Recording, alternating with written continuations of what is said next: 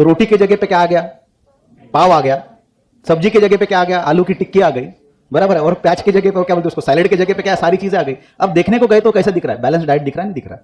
Regular diet की तरह दिख रहा है। बात समझ में आई? उसी तरह से हम लोगों ने यहां पे क्या किया, जो पूरा का पूरा जो बर्गर है बेटा, उस बर्गर को क्या करना है? साइड में रखना है। उसी को प्रोसेस को क्या बोलते हैं? यूनिट वेक्टर को लिखना। पहला हम लोग टॉपिक हम लोग शुरू कर रहे हैं बेटा इसका, जिसका नाम है रिजोल्यूशन ऑफ फोर्सेस। क्या पढ़ रहे हैं हम लोग? Resolution of forces. ठीक? अरे ठीक है, अरे हाँ या ना, जोर से बोलो हाँ या ना। पूरी एनर्जी पूरी ऐसे आनी चाहिए क्लास में, ठीक है? तो रिजोल्यूशन ऑफ फोर्सेस क्या है? इसके पहले वाले लेक्चर में हम लोगों ने क्या देखा? That is parallelogram law of vector addition, जिसमें हम लोगों ने क्या देखा बेटा? एक कंसेप्ट सीखा जिसका नाम है रिजल्टेंट वेक्टर। क्या सीखा था? Resultant vector. क्या बोला था? रिजल्टेंट वेक्टर मान के चलो कि ये एक वेक्टर हो, ठीक है? इसका नाम अपन देंगे मान के चलो एक्स बार, या फिर इसको नाम देंगे पी बार। और एक मैंने वेक्टर लिया बेटा, इसका नाम क्या बोला हम लोगों ने? बोलो दैट इज क्यू बार। ठीक? ये क्या है? इसका ओरिजिन है। तो दो वेक्टर से बेटा इसका रिजल्टेंट कहां से जाएगा? हम लोगों ने इमेजिन किया कि ये दो वेक्टर्स हो सकते हैं, फोर्सेस हो। क्या हो सकते हैं? तो ये फोर्स F1 और ये फोर्स F2, और दोनों के बीच से निकला ये कौन? रिजल्टेंट, जिसका नाम हम लोग क्या दे सकते हैं? दैट इज आर बार। यदि हम लोगों ने P बार को F1 नाम दिया, Q को हम लोगों ने F2 नाम दिया, तो R को हम लोग क्या बोलेंगे? FR बार। तो ये दोनों का क्या बना? रिजल्टेंट बना। मतलब अगर हमारे पास दो वेक्टर्स हो तो उसको मिला के क्या बनाएंगे? एक वेक्टर बनाएंगे, जिसका नाम हम लोगों ने क्या दिया? रिजल्टेंट दिया। तो रिजोल्यूशन ऑफ फोर्सेस में इसका रिवर्स प्रोसेस करेंगे बेटा। इसका मतलब ये कि एक रिजल्टेंट रहेगा तो उसके क्या करेंगे? दो कंपोनेंट बनाएंगे। क्या बोला मैंने? समझ में आया? यदि आपके पास दो वेक्टर्स हो तो उसने हमने क्या किया? कंबाइन करके एक वेक्टर बनाया। अब क्या करना है हमको? अगर एक वेक्टर दिया हो तो उसको कंबाइन करके क्या करेंगे? दो वेक्टर्स बनाएंगे। इसी का नाम है क्या बेटा? बोलो, resolution of forces. So what is the exact meaning of resolution? Resolve करना मतलब उनको साइड करना, या फिर दोनों को क्या करना? सेपरेट करना। इसी को बोला जाता है रिजोल्यूशन ऑफ फोर्सेस। क्लियर है? So what is the meaning of resolution of forces? The separation of two components. The separation of two components of a vector is known as a resolution of forces. लिखने की जरूरत है? Simple सा बोलो, सब लोगों ने बोला what is the resolution of forces? Separation of two components of vector of a single vector या फिर रिजल्टेंट वेक्टर। क्लियर? अब देखो, इसको समझने के लिए अपन लोग क्या करेंगे बेटा? एक ऑब्जेक्ट लेंगे। क्लियर है? यदि मान के चलो इस ऑब्जेक्ट का मास है m, और इस ऑब्जेक्ट को हम लोग किसी भी एक फ्रिक्शनलेस सरफेस के ऊपर रखा है, ठीक है? और मैंने फोर्स लगा बेटा F, तो ऑब्जेक्ट क्या करेगा? मूव करेगा। कौन से डायरेक्शन में मूव करेगा? जिस डायरेक्शन में फोर्स लगा, तो फॉरवर्ड डायरेक्शन में मूव करेगा। इस फोर्स को मैंने निकाल दिया, इस ऑब्जेक्ट को मैंने ऊपर के डायरेक्शन में खींचा F फोर्स से, तो ऑब्जेक्ट किधर जाएगा? ऊपर। तो इसके दो डायरेक्शन रहे, एक रहा बेटा कौन सा? हॉरिजॉन्टल, एक रहा कौन सा? वर्टिकल। क्लियर? ना मैंने हॉरिजॉन्टल लगाया ना मैंने वर्टिकल लगाया। थोड़े देर के लिए इमेजिन करिए, मैंने इसे टिल्टेड मैनर में फोर्स लगा, जिसका नाम मैंने बोला F। और ये हॉरिजॉन्टल के साथ मैंने एंगल बनाया बेटा कितना? थीटा। कितना बनाया? अब थोड़े देर के लिए इमेजिन करिए, ये जो फोर्स है ये ऑब्जेक्ट को क्या करवा रहा है? ये मूव करवाएगा। किधर मूव कराएगा? इधर। लेकिन देखो, मूव करवाते समय थोड़े देर के लिए इमेजिन करिए कि ये अगर आपकी डोरी हो और ये आपका क्या है? वुडन का बॉक्स हो, तो जब आप इसको मूव करवाओगे, इसका मुंह ऐसे खोला रहेगा, फिर आगे जाएगा। अरे हाँ या ना? पहले जब प्योर फोर्स लग रहा था हॉरिजॉन्टल मैनर में, तो ऑब्जेक्ट ऐसे जा रहा था, बराबर? अब कैसे जाएगा? वो ऑब्जेक्ट का मुंह खुला रहेगा और ऑब्जेक्ट ऐसे जाएगा। इसका मतलब ये कि ये फोर्सेस क्या कर रहा है? ऑब्जेक्ट को थोड़ा सा ऊपर भी उठा रहा है और ऑब्जेक्ट को थोड़ा सा सामने भी लेके जा रहा है। बात समझ में आई? तो जिसके वजह से इस फोर्स के क्या बनेंगे बेटा? दो कंपोनेंट बनेंगे। एक बनेगा सामने जाने वाला, जिसका नाम हम लोग बोलेंगे FH, और ऊपर खींचा जाने वाला फोर्स, जिसका नाम हम लोग बोलेंगे FV। क्या बोलेंगे? FH और FV। बात समझ में आई? So what is the meaning of FH sir? That is a horizontal force. What is the meaning of FV sir? Vertical force. बात समझ में आई? सर अब इसको सॉल्व करेंगे बेटा। देखो किस तरह से, ये हमारी लाइन है, ये हमारा कौन है बेटा? बोलो, फोर्स। ये हमारा कौन है? एंगल। हमको क्या नहीं पता? हमको F पता है सर, लेकिन FH कितना हो और FV कितना हमको पता है क्या? नहीं। अगर किसी ने आपको पूछ दिया कि बेटा ये F की वैल्यू मैंने बोली 10 न्यूटन, थीटा की वैल्यू मैंने बोली मान के चलो 30 डिग्री, FH की वैल्यू निकालिए। We don't know. आप बोल ही नहीं सकते कि सर ये ऑब्जेक्ट 10 न्यूटन से आगे जा रहा है। बोल सकते क्या? ये ऑब्जेक्ट 10 न्यूटन से कम फोर्स से जाएगा थोड़ा सा, क्योंकि आपका ये फोर्स थोड़ा सा फोर्स किधर लग रहा है? ऊपर भी लग रहा है। बात समझ में आई? तो बेटा ये जो फोर्स दिख रहा है ये एंगल बना थीटा, और ये आपका कौन है? बोलो, FV, और ये हमारा कौन है? FH। अब देखो क्या मैं बोल सकता हूं? F bar is what? Vector line. क्या ये? Vector line. FH और FV में कितने का एंगल दिख रहा है बेटा? बोलो, 90 डिग्री का। ये कौन सी लाइन है? Vector line. और मैंने लिख के दिया था, vector line can be parallelly shifted. आप इसको ऐसे ऐसे मूव करवा सकते हो। इस लाइन को मैंने मूव करवा के बेटा यहां पे लिखा, और इसका नाम मैंने दिया FV। इसको थोड़ा सा मैं छोटा करके इसका नाम दिया मैंने कौन सा? बोलो, FH। और ये जो लाइन है इसका मैग्नीट्यूड जो बना है, इसकी वैल्यू कितनी बनी? F। क्लियर है? एक ट्रायंगल मुझे दिख रहा है OAB नाम का, दिख रहा है सबको? अरे हाँ या ना? बेटा इसमें अगर मैंने साइन थीटा का इस्तेमाल करा तो बोलो बेटा साइन थीटा की वैल्यू क्या बनेगी? बोलो, opposite side that is FV divided by hypotenuse is what? F। मुझे साइन थीटा चाहिए, FV चाहिए या F चाहिए? FV चाहिए, वर्टिकल फोर्स। तो मैं क्या लिखूंगा? Therefore FV is equal to F sine of theta. बात समझ में आई? उसी तरह से यदि मैंने cos थीटा की वैल्यू लिखी, what is the cos theta बोलो, adjacent side by hypotenuse, adjacent side is what, FH by F, so therefore FH की वैल्यू बनी F cos ऑफ थीटा। बात समझ में आई? इसका मतलब यह कि यदि मैंने इस तरह का प्रोग्राम दिया, मान के चलो प्योर फोर्स नहीं दिया, प्योर का मतलब क्या सर, प्योर का मतलब ना ऊपर वाला ना हॉरिजॉन्टल वाला, मैंने टिल्टेड मैनर में जब भी कभी फोर्स देना है तो आप लोगों ने फटाक से बोलना है, क्या करना है, इसका रिजोल्यूशन, क्या करना है। तो बेटा अब फटाक से बोलो कि FH की वैल्यू किसके बराबर, FH की वैल्यू किसके बराबर, FH की value F cos of theta के बराबर, FV की वैल्यू किसके बराबर। तो इसको अपने रट्टा ही मार लेना है, जब भी कभी क्या हो बोलो, हॉरिजॉन्टल हो तो क्या होगा F cos थीटा, वर्टिकल हो तो क्या होगा, रट्टा मारना नहीं है, क्या नहीं मारना है बेटा। आपने थीटा यहां पे लिया इसलिए आपने बोला थीटा का एडजेसेंट क्या बन रहा है, एडजेसेंट वाला क्या बनता है, cos थीटा। सॉल्व करने के बाद यदि मैंने थीटा अगर यहां पे दिया होता तो क्या बनता है, FV की वैल्यू कितनी बनती, F cos थीटा, और ये क्या बनता। तो जब भी याद रखना, जब भी कभी एंगल दिया हो तो थीटा का एडजेसेंट वाला क्या बनेगा, cos थीटा। बोलते चलो, एडजेसेंट वाला क्या बनेगा और अपोजिट वाला क्या बनेगा। यहां पे लिखू या यहां पे लिखू, यहां पे लिखेंगे क्योंकि vector line can be parallelly shifted. तो इसका मैग्नीट्यूड की वैल्यू कितनी बनी, F sin थीटा। अब मुझे बताइए सर, थीटा की वैल्यू 30 डिग्री दी, F की वैल्यू कितना दिया बोलो, 10 डिग्री। फटाक से वैल्यू बताइए, ऑब्जेक्ट कितने के फोर्स से आगे जाएगा, FH is equal to F की वैल्यू कितनी 10, cos कितना, cos 30 डिग्री। फटाक से बोलिए FH की वैल्यू कितनी, 10 into cos 30 is what, 1/2, how much, 5 Newton.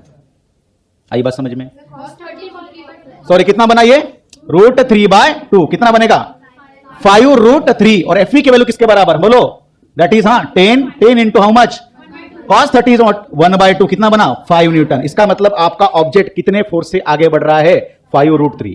कौन सा वाला फोर्स ज्यादा बड़ा है, FV या FH, FV, जिसकी वजह से ऑब्जेक्ट का एक्चुअल मोशन किधर होगा, सामने जाएगा। अब थोड़ी देर के लिए सोचे, अगर मैंने थीटा को कम करते करते करते करते करते करते कितना किया, 0 डिग्री, कितना किया, थोड़ी देर के लिए सोचिए, थीटा को 0 करना मतलब ये ऑब्जेक्ट किया आपका फोर्स किधर जाना, इधर जाना, इधर जाना, इधर जाना। अरे हाँ ना, जब थीटा की वैल्यू 0 बनी तो cos 0 की वैल्यू कितनी बनती है बोलो, 1। तो 1 इंटू 10, और sin 0 की वैल्यू किसके बराबर, 0। तो 0 इंटू 10, तो वर्टिकल फोर्स वैसे भी बचा नहीं है, बचा कौन है, सिर्फ और सिर्फ हॉरिजॉन्टल। यदि मैंने थीटा को बढ़ाते बढ़ाते कितना किया, 90 डिग्री, तो अगर ये 90 करेंगे तो cos 90 की वैल्यू किसके बराबर, 0। तो हॉरिजॉन्टल फोर्स रहेगा क्या, पूरा का पूरा फोर्स किधर जाएगा, क्योंकि sin 90 की वैल्यू किसके बराबर, 1 इंटू 10। आ रही बात समझ में, क्लियर हो गया कंसेप्ट। इसके तरह अगर मैंने एक क्वेश्चन और एक देना बेटा, इस तरह से मैंने ऑब्जेक्ट एक रखा, इस ऑब्जेक्ट के ऊपर मैंने इस तरह से दबा के फोर्स लगाया, इस तरह से, इसकी वैल्यू मैंने बोली 20 न्यूटन, और मैंने इसको बोला कि ये जो एंगल है ये मान के चलो हम लोगों ने बोला कि 37 डिग्री, कितना बोला है 37 डिग्री, इसका मास कुछ दिया हो, तो मुझे बताइए ये ऑब्जेक्ट अभी आगे जाएगा, अरे जाएगा नहीं जाएगा। अब थोड़ी देर के इमेजिन कर, इसको पकड़ के हम लोग ऐसे दबा रहे, तो ऑब्जेक्ट क्या करेगा, स्लाइड करेगा नहीं करेगा, क्योंकि आपका सरफेस बेटा क्या नहीं है, फ्रिक्शन वाला नहीं है, पूरा का पूरा फ्रिक्शनलेस सरफेस है। क्लियर। अब बताइए कैसे सॉल्व करें, अब इसको भी रिजॉल्व करना पड़ेगा ना। रिजॉल्व करने की बात तब करेंगे बेटा जब कभी भी फोर्सेस कैसा लगे, इंक्लाइंड मैनर में लगेगा। किस में लगेगा, अरे बेटा आपके पास ना FH है ना आपके पास क्या है, FV है। फटाक से बोलो, ये लाइन को मैं क्या ऐसे लिख सकता हूं, नहीं चलेगा, इसको छोड़ो इसको पकड़ो, नहीं जमेगा, जमता, अरे चलता, चलता नहीं चलता। रूल कौन सा लगेगा इसके लिए बोलो फटाक से, vector line can be parallel shift. अरे बेटा ऐसे दिख रहा है ना, इसको मैंने ऐसे शिफ्ट किया, ऐसे रखा, कोई दिक्कत है, डायरेक्शन चेंज हुई क्या कभी। तो बेटा ये एंगल अगर आपका कितना है, हॉरिजॉन्टल के साथ 37 डिग्री, तो ये भी एंगल कितना बनेगा 37 डिग्री, बराबर है। अगर ये F की वैल्यू 20 न्यूटन, तो ये भी वैल्यू किसके बराबर 20 न्यूटन। अब मुझे बताइए थीटा का एडजेसेंट वाला क्या बनता है बोलो, F cos ऑफ थीटा, और थीटा का अपोजिट वाला क्या होगा, देखो ये क्या बना, FV sin थीटा। सर अब ऊपर क्यों नहीं निकाले, अरे ऊपर क्यों नहीं निकाले हम लोगों ने, सोचिए बेटा, ये देखो ये डायरेक्शन दिख रहा है ना, ये डायरेक्शन क्या कर रहा है, नीचे खींच रहा है, जिसकी वजह से ऑब्जेक्ट नीचे भी दब रहा है और आगे भी बढ़ रहा है। तो ये आपका एरो डिसाइड करता है ऑब्जेक्ट को कैसे रिजॉल्व करना है। बात समझ में आई। तो बेटा ये बना आपका FH, ये बना आपका FV। फटाक से वैल्यू डालो बेटा, क्या बनेगा, F की वैल्यू कितनी 20। अब देखो cos 37 डिग्री क्या होता है, एक अपन ट्रायंगल सीखेंगे यहां पे। ये अगर एंगल कितना हो 37 डिग्री, किसके बराबर हो 37 डिग्री, तो याद रखना ये वैल्यू होती है बेटा कितनी 5, किसके बराबर होती है 5। ये होगी बेटा याद रखना आपके किसके बराबर 4, और ये होगा किसका 3 के बराबर। ठीक, यदि आपका ये एंगल कितना हो 53 degree, 90 minus 37 is how much 53, ये बनेगा 4, ये बनेगा 3। ठीक है, तो फटाक से बोलो क्या होगा, बोलो cos 37 डिग्री, cos 37 क्या होता है एडजेसेंट साइड बाय हाइपोटेन्यूज, मतलब कितना बनेगा 4/3, तो यहां पे मैं लिख के रखता बेटा, कितना बोलो, cos 37 डिग्री, सॉरी 4/5, हाँ बोलो 4/5, और sin 37 डिग्री बोलो फटाक से, अपोजिट साइड बाय हाइपोटेन्यूस, कितना बना 3/5, याद रहेगा। तो बेटा बोलो कितना बनेगा, 20 इंटू 4/5 इज हाउ मच, 5, हाँ 5 4 4 16 न्यूटन, इसमें डालिए बोलो, हाँ सॉरी बचा कौन है, बचा, हाँ बोलो एफ की वैल्यू किसके बराबर 20, हाँ साइन 37 डिग्री 3/5, कितना बनेगा 12 न्यूटन। इसका मतलब आपका ऑब्जेक्ट कितने न्यूटन से आगे बढ़ रहा है, कितने न्यूटन से आगे बढ़ेगा, 12, कितने न्यूटन से आगे बढ़ेगा, 16 न्यूटन से आगे बढ़ेगा। देखो 16 न्यूटन की डायरेक्शन किधर दिख रही है, इधर दिख रही है या नहीं है, और ये कौन है नीचे, ठीक। अब सुन लो, ये रिजोल्यूशन ऑफ फोर्सेस अपन यहां पे ही रोक देते हैं, क्योंकि इसके ऊपर जब हम लोग डिटेल में पढ़ेंगे तो एक इसका अलग सा लेक्चर बनाएंगे बेटा, बात समझ में आई, एक पूरा अलग सा पूरा सिस्टम है जहां पे हम लोग क्या ऐड करेंगे, वेट ऐड करेंगे, आगे जाके इसमें क्या ऐड करते जाएंगे, फ्रिक्शन ऐड करेंगे, अलग अलग फोर्सेस ऐड करेंगे, वहां पे पुली ऐड करेंगे, स्ट्रिंग्स ऐड करेंगे, अलग अलग तरह के प्रोग्राम्स रहेंगे, बात समझ में आ रही है। फिलहाल यहां पे हमको यही सीखना है कि ये जो वेक्टर लाइन है इसमें इस तरह के रिजोल्यूशन किया जाता है। तो यदि मैंने क्या किया बोलो, किसी भी एंगल में अगर मैंने फोर्स दिया तो क्या आप इसको रिजोल्व कर सकते हैं, हाँ या ना, तो थीटा का एडजेसेंट वाला क्या बनेगा, cos थीटा, मतलब that is resultant into cos of theta, और ये वाला क्या बनेगा वर्टिकल वाला, रिजल्टेंट इनटू sin थीटा, रहेगा याद। आगे बढ़े, अब इसमें हम लोग शुरू करेंगे अपन अपने टॉपिक पे बेटा, जिसका नाम है वेक्टर। अब वेक्टर में एक चीज हम लोग पढ़ेंगे जिसका नाम है बेटा क्या, यूनिट वेक्टर, क्या पढ़ेंगे, यूनिट वेक्टर। सुन लो अच्छे से, क्या होता है यूनिट, यूनिट का मीनिंग क्या है बेटा बोलो, अरे यूनिट का मीनिंग क्या है, 1, क्या होता है। तो देखिए ये यूनिट का काम क्या है, सिर्फ और सिर्फ देना क्या, डायरेक्शन को बताता है, क्या बताता है, और जिसका मैग्नीट्यूड होता है बेटा कितना, 1, the vector having the unit magnitude, क्या लिखा मैंने, the vector having unit magnitude. Sir कैसा होता है ये वेक्टर बताइए, जैसे मान के चलो बेटा मैंने यहां पे लिखा बोलो p बार, क्या लिखा मैंने, तो p बार का मीनिंग क्या है, p के पास क्या है बोलो, मैग्नीट्यूड है या नहीं है, है। मैंने ऊपर क्या दिया बेटा बोलो बार, इसका मतलब क्या है, इसके पास क्या है, डायरेक्शन भी है, क्या है। देखो अब एक काम करेंगे, इसको करूंगा मैं, इसका मैग्नीट्यूड सेपरेट करूंगा और डायरेक्शन सेपरेट करूंगा। कैसे, मैग्नीट्यूड अगर लिखूंगा बेटा मैं तो इसको p लिख सकते ना, what is the only p, it is magnitude. अब डायरेक्शन के लिए काम करता मैं यहां पे ऐसे u से डिनोट करता हूं, और u के ऊपर देता हूं एक कैप, क्या बोलेंगे इसको, कैप। ये क्या होता है हमारा वेक्टर या फिर बार, और ये क्या हमारा कैप। ये किसको दिया जाता है कैप, यूनिट वेक्टर को दिया जाता है। किसको देंगे हम लोग, यूनिट वेक्टर को। तो बताइए क्या मैं ऐसे लिख सकता हूं, p बार को p इंटू यू कैप, अरे हा या ना। What is p, magnitude, what is u cap, direction, और यहां का यू कैप क्या है, जिसकी वैल्यू किसके बराबर है, 1 के बराबर। बात समझ में आई, मान के चलो p का मैग्नीट्यूड 10 हो, 10 यूनिट, तो p का मैग्नीट्यूड कितना बना, 10 यूनिट, और इसकी वैल्यू किसके बराबर 1, तो 10 इंटू 1 की वैल्यू कितनी बनी 10, फर्क पड़ता है क्या। लेकिन सिर्फ यू कैप क्या बताता है, डायरेक्शन बताएगा। बात समझ में आई। यदि मेरे को लिखना है यू कैप तो क्या बनेगा, p बार बाय p। बात समझ में आई, क्या लिख सकते हैं हम लोग, p बार बाय p, या फिर हम लोग ऐसे भी लिख सकते हैं u cap is equal to p bar divided by p, क्या है सिर्फ और सिर्फ मैग्नीट्यूड। मैग्नीट्यूड को हम लोग ऐसे भी लिख सकते हैं mod of p bar. Mod का मीनिंग क्या है, मैग्नीट्यूड, क्या होता है, मैग्नीट्यूड। बात समझ में आई, क्लियर हो गया, समझ में आया, ठीक है बेटा। अब देखो ध्यान देना आगे, अब इसके आगे होता है एक चीज जिसका नाम है, सर इसका इस्तेमाल कहां पे किया जाता है, समझ लो, बहुत बढ़िया चीज है। इसका इस्तेमाल कहां पे किया जाता है, इसमें किया जाता है बेटा, क्या लिखा मैंने बोलो, रेक्टेंगुलर यूनिट वेक्टर। क्या बोला है, रेक्टेंगुलर यूनिट वेक्टर। क्या होता है रेक्टेंगुलर यूनिट वेक्टर, रेक्टेंगल का मीनिंग क्या है बेटा बोलो, अरे जिसके कॉर्नर में कितने का एंगल बनता हो, किसका इतना बनता हो। अगर मैंने रेक्टेंगल को अगर मैंने बनाया, किसको बनाया, रेक्टेंगल को बनाया, तो रेक्टेंगल कितने एक्सिस में लाई करेगा, कितने एक्सिस आप लोग सीखे हो बेटा बोलो, 2, कौन से 2, एक्स एंड वाई। तो अगर मैंने बोला ये बेटा एक्स है तो ये क्या बनेगा, वाई बनेगा। दोनों में एंगल कितना होता है। अब थोड़े देर के बाद हमारा तीसरा भी एक्सिस आने वाला जिसका नाम क्या है, जेड एक्सिस। और तीनों भी एक्सिस एक में को क्या होते हैं, परपेंडिकुलर होते हैं। कैसे होते हैं हम लोग पढ़ेंगे आगे धीरे धीरे। लेकिन रेक्टेंगुलर का मीनिंग क्या है बोलो, कि कोई भी 2 एक्सिस पकड़ो, इन दोनों के बीच में एंगल कितना बनेगा, 90 का एंगल बनेगा। उसी तरह से रेक्टेंगुलर यूनिट वेक्टर का कंसेप्ट आता है, और इस कंसेप्ट में इसका इस्तेमाल करना है। तो आपके कुछ लोगों के मन में, बच्चों के मन में क्वेश्चन आ रहा होगा, कौन सा, कि सर आपने तो पढ़ा दिया लेकिन इसका इस्तेमाल कहां पे किया जाता है। तो देखो कहां पे किया जाता है, ठीक। जैसे मान के चलो मैंने बोला एक ऑब्जेक्ट है, कौन सा, एक object move up to 5 units 5 units along x axis. क्या लिखा मैंने, बोलो, object move up to 5 units. कितना यूनिट? 5 यूनिट तक ये मूव किया। 5 सेंटीमीटर हो सकता है, 5 मीटर हो सकता है, अलोंग एक्स एक्सिस के अलोंग में। तो मुझे बताइए क्या ऑब्जेक्ट को डिस्प्लेसमेंट है या नहीं है? कितना यूनिट का उसका मैग्नीट्यूड है बेटा, बोलो 5। और है या नहीं है? मैंने पूछा कि बेटा डायरेक्शन बताइए, तो क्या डायरेक्शन होगा? X axis. होगा नहीं होगा? होगा। तो डायरेक्शन भी और मैग्नीट्यूड भी है। मैंने बोला एक्स बार को कैसे लिखा जाएगा, तो इसका मैग्नीट्यूड क्या होगा, बोलो 5। तो क्या देंगे? 5 बार लिखेंगे। बेटा यहां पे किसी भी तरह से वेक्टर में नंबर को डायरेक्शन अगर बताना हो तो नंबर के ऊपर बार नहीं दिया जाता है। बात समझ में आई? उसके ऊपर वेक्टर की लाइन नहीं खींची जाती है। तो यहां ये जो ऑब्जेक्ट है 5, इसको अगर एक्स एक्सिस के लिए बताना है तो एक्स एक्सिस का डायरेक्शन क्या करना पड़ेगा? मेंशन करना पड़ेगा, जिसके लिए हम लोग रेक्टेंगुलर यूनिट वेक्टर का कांसेप्ट इस्तेमाल करते हैं। इसलिए यहां पे ध्यान देना बेटा, यदि मैंने ये एक्स एक्सिस निकाला, ये वाई एक्सिस निकाला, क्लियर है? और ये रहता है बेटा कौन सा वाला? Z axis. ये एक्स और जेड में एंगल कितना है? 90। एक्स और वाई में कितना है? और ये जेड और वाई में कितना है? तो मैं ऐसे निकाल सकता हूं क्या? नहीं। इसलिए हम लोग क्या निकालते हैं? ऐसे निकालते हैं। इसको क्या बोलेंगे? Z axis. यदि कोई ऑब्जेक्ट एक्स एक्सिस पे चलता है, यदि कोई फोर्स एक्स एक्सिस पे अगर फोर्स दिखाता है, तो उसके लिए यूनिट वेक्टर के लिए हम लोग डिनोट करेंगे आई कैप। किसे डिनोट करेंगे? आई कैप। किसे डिनोट करेंगे?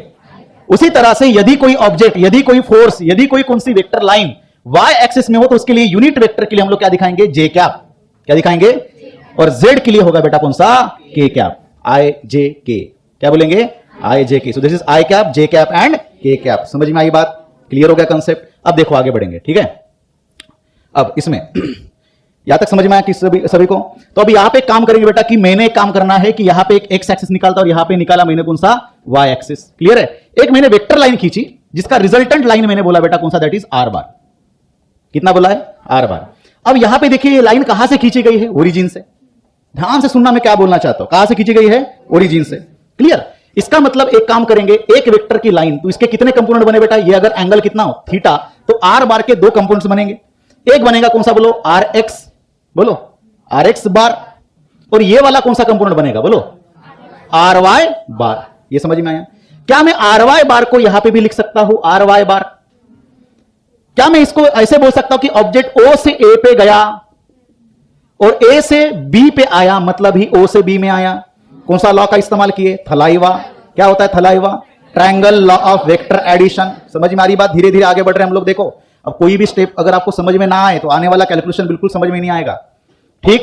तो क्या मैं ऐसे बोल सकता हूं बेटा r bar is what? R bar मतलब कौन है? O B bar equals to क्या होता है? बोलो ओ A bar plus A B बार। अरे होगा नहीं होगा? मतलब ही क्या है? बोलो are bar is equals to क्या होगा? R x bar plus are Y bar. लिख सकते। अब रियलिटी में जाइए, ये तो मैंने बताया आर एक्स की जगह पे क्या हो सकता है? उसका कोऑर्डिनेट दिया होगा ना। इसका कोऑर्डिनेट कितना हो लाइन का? 0 0। इसका क्या होगा? मान के चलो 0 5 0। तो जब आप लिखोगे तो ये लाइन की वैल्यू कितनी होगी? मैग्नीट्यूड। आर एक्स बार की मैग्नीट्यूड कितना होगा? 5। जब 5 लिखने की बारी आएगी तो 5 बार लिखोगे क्या? क्या लिखोगे? यस, क्या लिखोगे? R bar is equal to, हाँ बोलो 5 आई कैप, क्योंकि वो कौन से लाइन में लाई कर रहा है? बहुत बढ़िया। आगे जैसे मैंने बोला कि ये लाइन का ये कोऑर्डिनेट देखो, मैंने बोला ये कोऑर्डिनेट वैल्यू कितनी है? 0 3। क्या मैंने बोला? 0 3 मतलब कौन सा? 0 और ये 3। तो बताइए इसकी वैल्यू कितनी लिखेंगे? 3। Yes 3 j cap. इस तरह से। तो मैं यहां पे क्या लिखूंगा? अब नंबर नहीं लिखेंगे, बोलो r x i cap plus बोलिए आर वाई जे कैप। इस तरह से लिखेंगे। तो मुझे किसी भी 2 कोऑर्डिनेट अगर दिए हो तो उसका मैं क्या बना सकता हूं? वेक्टर का इक्वेशन बना सकता हूं। क्या बना सकते हैं हम लोग? वेक्टर का इक्वेशन। बात समझ में आई? यदि मैंने आपको बोला बेटा कि एक वेक्टर का, जैसे मान के चलो मैंने 2 कोऑर्डिनेट दिए। क्या दिए? 2 कोऑर्डिनेट। तो ये क्या लिखेंगे हम लोग? इसका क्या बनाएंगे? इक्वेशन बनाएंगे। जैसे कि एक एग्जांपल मान के चलो, मैंने बोला p bar is equal to, ऐसे लिखा मैंने 3 i cap plus 4 j cap. क्या लिखा मैंने? 3 i cap plus 4 j cap. मतलब ये कौन सा वाला कोऑर्डिनेट हुआ? एक्स का कोऑर्डिनेट। और ये क्या हुआ? वाई का कोऑर्डिनेट। फर्स्ट कोऑर्डिनेट कितना बना? 0 0। सेकंड कोऑर्डिनेट कितना बना? 3 और 4। तो इसका मतलब ये कि अगर मैंने कोऑर्डिनेट्स के नंबर दे दिए तो क्या आप इक्वेशन बना सकते हो? और इसी इक्वेशन को बनाना मतलब ही किसको बनाना? इसी सिस्टम को बोला जाता है कार्टेशियन। क्या बोलते हैं हम लोग? Cartesian coordinate method. क्या बोलेंगे हम लोग? Cartesian coordinate method. इस मेथड को बोला जाता है कार्टेशियन कोऑर्डिनेट मेथड। बात समझ में आई? तो अगर मैं किसी भी कोऑर्डिनेट्स को दूं तो आप क्या बना सकते हो, उसका इक्वेशन बना सकते हो। इस इक्वेशन को कौन सा इक्वेशन बोलेंगे? Vector equation. तो अगर आपको कभी भी फिजिक्स में आई जे के दिखे तो समझ लेना वो किसका इक्वेशन है? वेक्टर का इक्वेशन है बेटा। बात समझ में आई? आगे बढ़े? ठीक, चलो। तो सर आपने तो इसका क्या दे दिया, बोलो क्या बता दिया आपने? इक्वेशन बनाना। बेटा अगर मैंने आपको पूछा कि इसका मैग्नीट्यूड बताइए, सिर्फ मैग्नीट्यूड बताइए, कैसे करोगे? सिर्फ मैग्नीट्यूड बताना है, बताइए। तो बेटा मैं यहां पे लिखता हूं, कौन सा बोलो? आर एक्स की वैल्यू किसके बराबर? आर एक्स की वैल्यू आर कॉस थीटा के बराबर। सही है नहीं है? देखो, अरे देखो सही लिखा मैंने। अरे आर एक्स की वैल्यू आर कॉस थीटा लिखा ना सर। कहां से आया? रिजोल्यूशन ऑफ फोर्सेस से आया। किससे आया? बस मैं सिर्फ इसलिए ये टॉपिक पढ़ा है कि इसके लिए आपको काम में आए और ये समझे। बाकी वो तो कंसेप्ट अलग ही, हम लोग अलग से पढ़ेंगे इसको फोर्सेस में। क्या लिख सकते हैं? R cos theta. फटाक से बोलो बेटा, अगर मैंने आर वाई लिखा तो क्या लिख सकते? बोलो आर साइन थीटा। बहुत बढ़िया, यहां तक समझ में आया? मैं दोनों भी साइड का स्क्वायर करके बताइए, ऐड कर सकता हूं बेटा। बोलो क्या लिखेंगे हम लोग? R x square is equal to R square cos square theta. तो इसको क्या लिखेंगे? R Y square is equal to बोलो are square sine square theta. अरे बराबर है। फटाक से इक्वेशन क्या बोल रहा है? बोलो बोलो बोलो। हाँ, अरे बोलो ना, व्हाट इज दिस? आर क्या बोलता है? बोलो आर इज इक्वल टू, हाँ अगर मैंने आर स्क्वायर बोला तो आर एक्स स्क्वायर की वैल्यू किसके बराबर? बोलो are square cos square theta plus magnitude के बारे में बात कर रहे सिर्फ। हाँ बोलो बोलो, आर स्क्वायर वाई है और ये कौन है? एक्स है। बोलो sine square theta, sorry r square cos square theta और ये r square sine square theta, क्योंकि आर एक्स की वैल्यू है और आर वाई की वैल्यू है। बराबर है। सो देयरफॉर बोलो, क्योंकि हम लोग यहां पे क्या इस्तेमाल कर सकते हैं? पाइथागोरस भी इस्तेमाल कर सकते हैं। अरे पाइथागोरस क्या बोलता है? रिजल्टेंट बोलो, सॉरी हाइपोटेनियस का square is equal to what? दोनों भी साइड का स्क्वायर कर लिए। कहां से आया बेटा? बोलो are square is equal to what? R x square plus R Y square, वहां से आया। ठीक है, देखो बोलो क्या निकलेगा कॉमन?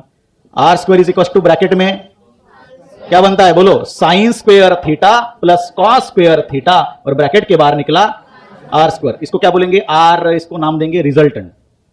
क्या नाम देंगे? Are resultant. ठीक है, या फिर आर मैग्नीट्यूड नाम देंगे। ठीक, बहुत बढ़िया। बोलो सो देयरफॉर क्या बनेगा? अरे sine square cos square theta is what? तो रिजल्टेंट की वैल्यू किसके बराबर है? किसके बराबर बन रही है?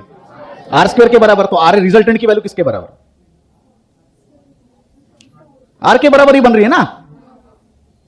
हमको क्या चाहिए? रिजल्टेंट चाहिए ना। रिजल्टेंट का मीनिंग क्या है? रिजल्टेंट याद होगा आपको बेटा, रिजल्टेंट की वैल्यू बनी थी आर इज इक्वल टू, या फिर हम लोग बोलेंगे बोलो resultant is equal to under root of बोलो P square Q square plus हाँ twice P Q cos of theta. इस तरह से बना है रिजल्टेंट की वैल्यू। उसी फॉर्म में इसको लाना है। ऐसे तो करोगे तो इसकी वैल्यू टोटल क्या बन गई? जीरो। तो r is equal to r बना ना। हमको इस फॉर्म में लाना है। What is the meaning of p? यहां पे क्या दिख रहा है? पी मतलब आर एक्स दिख रहा है। What is the meaning of Q? Q की जगह पे कौन दिख रहा है? आर वाई दिख रहा है। इसका मतलब ये कि इसका फॉर्मूला कौन से फॉर्म में आना चाहिए? आर एक्स और आर वाई। तो बोलो बेटा कैसे मॉडिफाई करोगे? ट्रिग्नोमेट्री सीखना है, ट्रिग्नोमेट्री के फॉर्म में लाना है इसको। बोलो थोड़ी देर के लिए सोचिए, इसमें मॉडिफिकेशन करना पड़ेगा।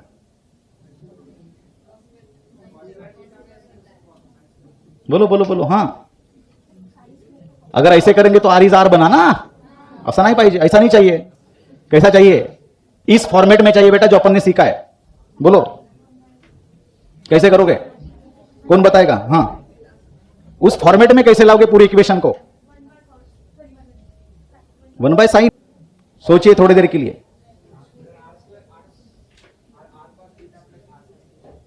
Are cos theta. हाँ चलो, resultant vector r is equal to क्या लिखते हैं हम लोग बेसिकली? बोलो हाँ, under root of are x square plus R Y square plus twice r x r y sine sorry cos of theta.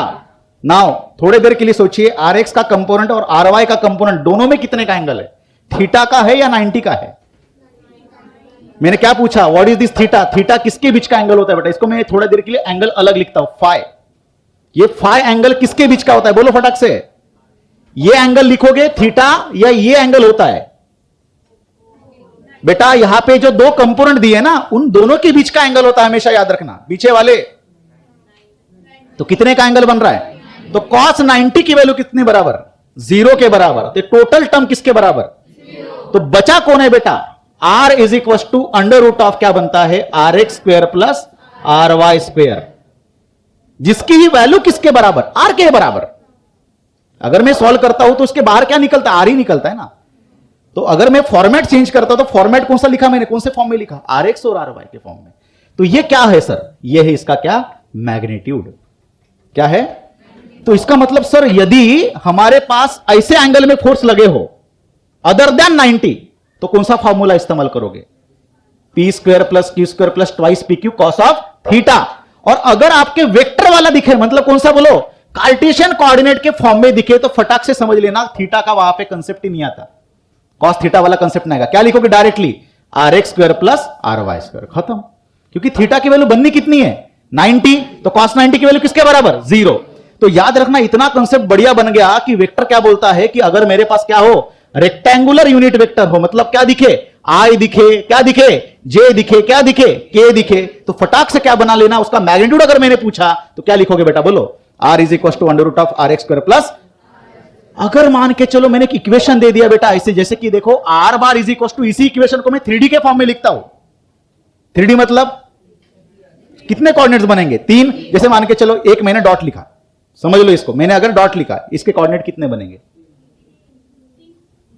चलो एक लाइन मैंने खींची, इसके कोऑर्डिनेट कितने बनेंगे, ये लाइन कितने लाइन में एक्सिस, ये लाइन कितने एक्सिस में लाई कर रही है, बोलो, ये लाइन कितने एक्सिस पे लाई कर रही है, सिंगल। इसको कितना डायमेंशनल बोलोगे, 1 डायमेंशनल। मैंने एक डब्बा खींचा इस तरह से बनाया, कितने एक्सिस पे लाई कर रहा है, कौन से वाले दो, एक एक्स और ये, सर इसका क्या हुआ, अब बेटा ये कौन है, एक्स ही है ना, और ये कौन है, अब देखो मैंने इसको ऐसे बनाया, कितना डायमेंशनल बना, ये x बना, ये y बना, और डेप्थ को कौन बता रहा है, z। बात समझ में आई। यदि मैं वही बात कर रहा हूं कि अगर मैंने एक लाइन खींची जिसके कोऑर्डिनेट या फिर डब्बा बनाया, ऐसा है वो, ये कौन है x, ये कौन है, ये कौन है, और मैंने लाइन खींची ऐसी, तो ये वेक्टर लाइन के कितने लाई, किसमें कितने इसमें लाई कर रहा है, 3D में, किसमें। तो अगर मैंने 3D वाला इक्वेशन लिखा तो कैसे बनेगा, r bar is equal to, बोलो, आर एक्स आई क्या प्लस, बोलो, आर वाई जे क्या प्लस आर जेड के क्या। यदि मैंने बोला ऐसे हो तो इसको देख के फटाक से बोलो इसका मैग्नीट्यूड क्या निकलेगा रे भाई, हाँ बोलो, r x square plus are z, खत्म। आई बात समझ में, क्लियर हो गया कंसेप्ट। तो अगर 2 एक्सिस दिखे तो ऐसा, 3 एक्सिस दिखे तो ऐसा, बात समझ में आई। तो इसका मतलब सीधा सीधा करना क्या है, उस वैल्यू को स्क्वायर करके ऐड करना है, किसके अंदर, अंडर रूट के अंदर। ठीक है, देखो जैसे कि क्वेश्चन, मैंने एक क्वेश्चन पूछना है बेटा, देखो, if a particle move up to 7 centimetre on y axis, then O to a bar की वैल्यू किसके बराबर होगी, बोलो। O से पार्टिकल, O मतलब ओरिजिन से, ठीक है, A तक पहुंचा, कितने सेंटीमीटर, 7 सेंटीमीटर। फटाफट ध्यान देना बेटा, इसका एप्लीकेशन सीख रहे हैं हम लोग। तो इसकी वैल्यू किसके बराबर, बोलो, O A बार कैसे लिखूं मैं, 7 इंटू क्या लिखना पड़ेगा, कौन से एक्सिस में जा रहा है, y एक्सिस में, तो क्या लिखेंगे, J कैप। आई बात समझ में। मैंने लिखा, देखो क्वेश्चन सेकंड, ठीक, यदि A bar vector A bar moves from, इसको अपन लिखेंगे 5 सेंटीमीटर या फिर 5 unit on y axis and 6 unit on minus x axis, then A bar is equal to what, equation बनाइए फटक से, क्या बनेगा, बोलो, हाँ, 5 सेंटीमीटर, 5 यूनिट क्या है, y एक्सिस के ऊपर, 6 यूनिट किसके ऊपर, माइनस x बोला है। तो बेटा फटाक से बोलो, A बार का क्या बनेगा, पहले लिखोगे x के लिए, कितना है, कौन सा वाला x, माइनस x किधर होता है, इधर, ठीक है ना। तो बेटा फटाक से बोलो कितना, -6 क्या लिखोगे, आई क्या, बहुत बढ़िया, +5 J क्या। आई बात समझ में। तो आपको इक्वेशन बनाने आ गए, क्लियर है, आगे बढ़े, ठीक, यहां तक समझ में आया सबको, ठीक है। और एक क्वेश्चन लेता हूं, जैसे कि मान के चलो A बार वेक्टर मैंने दिया है, -3 यूनिट चल रहा है बेटा कहां पे, z एक्सिस के ऊपर, ठीक है। -2 यूनिट चल रहा है कहां पे, x एक्सिस के ऊपर, ठीक।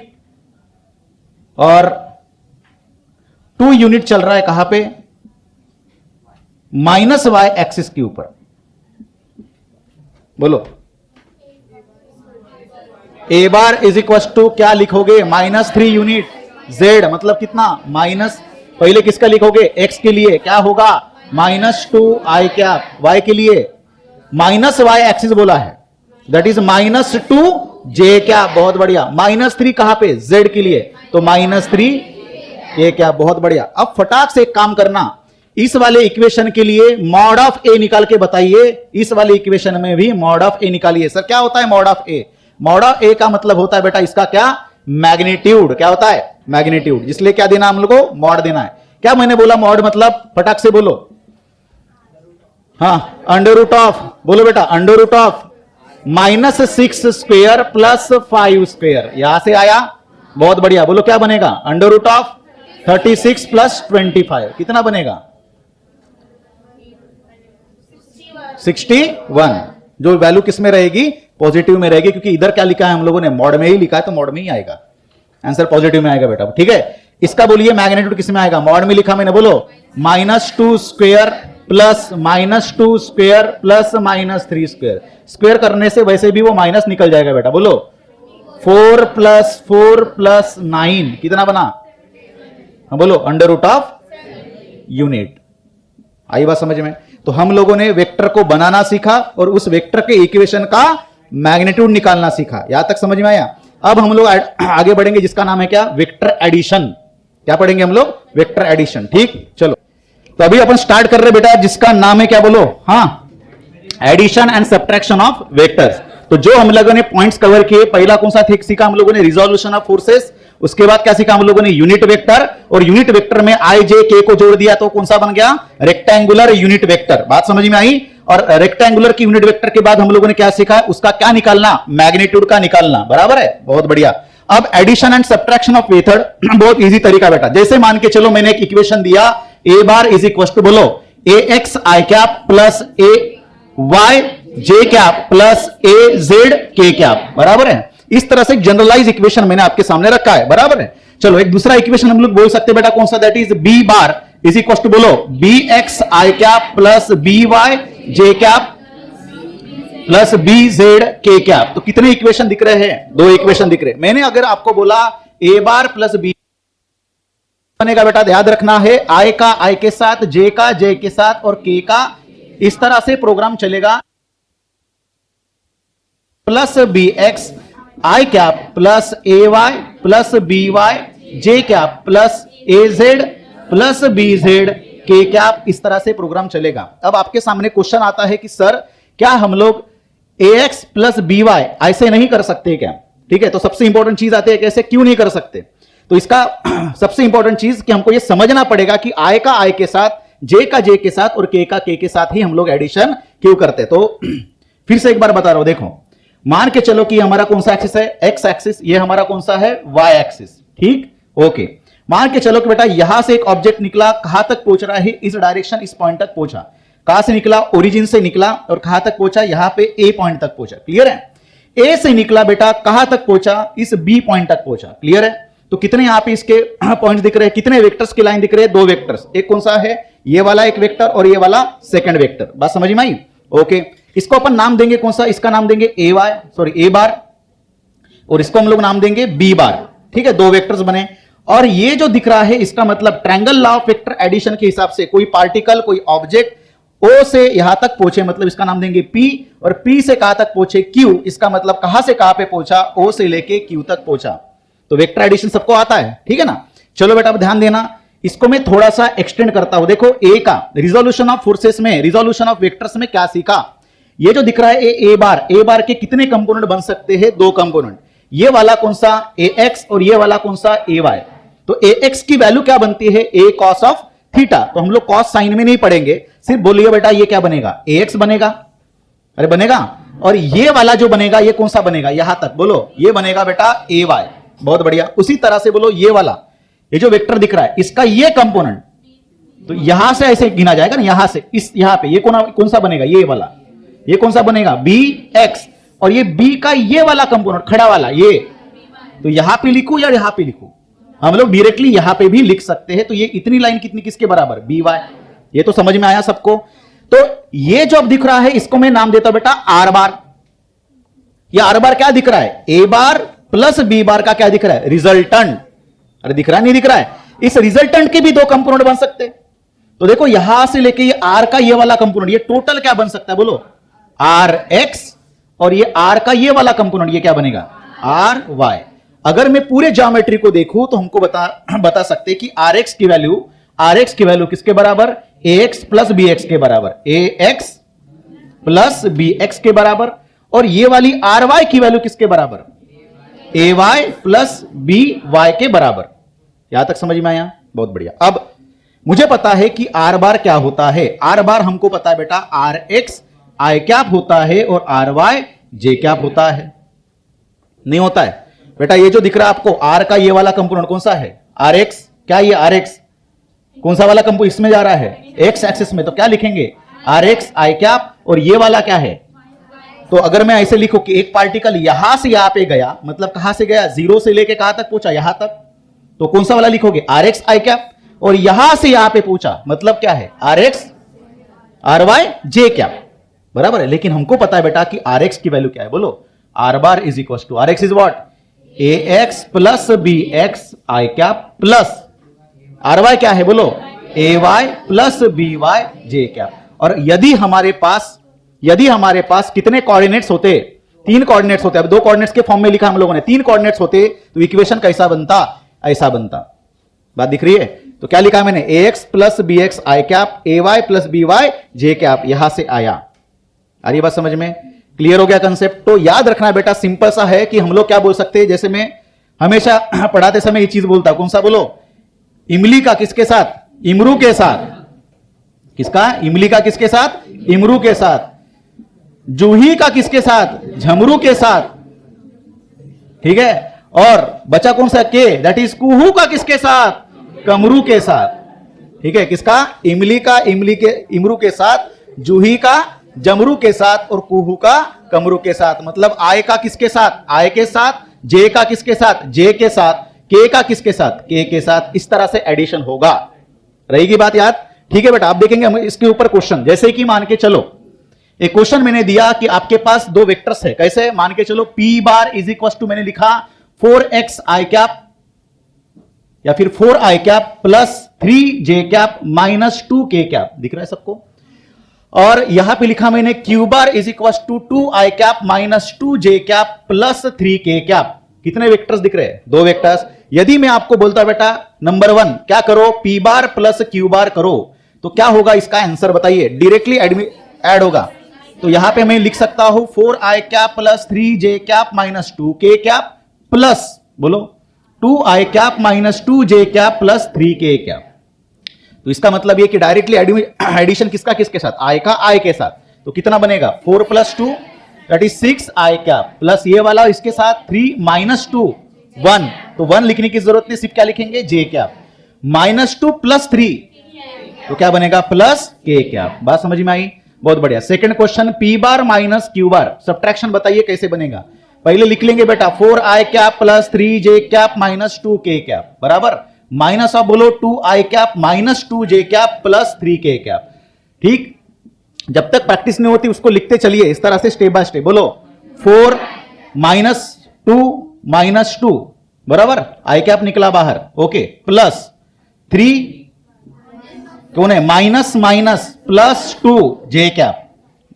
मैक्सिमम टाइम क्या होता है, ये अगर अपन ठीक से नहीं लिखेंगे तो होगा ये कि ये गलत हो सकता है, माइनस का प्लस करना भूल जाएंगे अपन, ठीक है ना। चलो आगे, यहां का क्या दिख रहा है, माइनस, प्लस में लिखता हूं, बोलो minus 2 minus plus minus 3 k cap. आई बात समझ में। तो कितना बनेगा बेटा, बोलो, हाँ, that is 2 i cap plus 5 J cap minus 5 के कैप। ये बना P बार माइनस Q बार। बात समझ में आ रही है। दोनों में देखिए बहुत बड़ा अंतर है बेटा, एडिशन और सब्ट्रैक्शन के 2 अलग अलग वेक्टर्स दिख रहे हैं।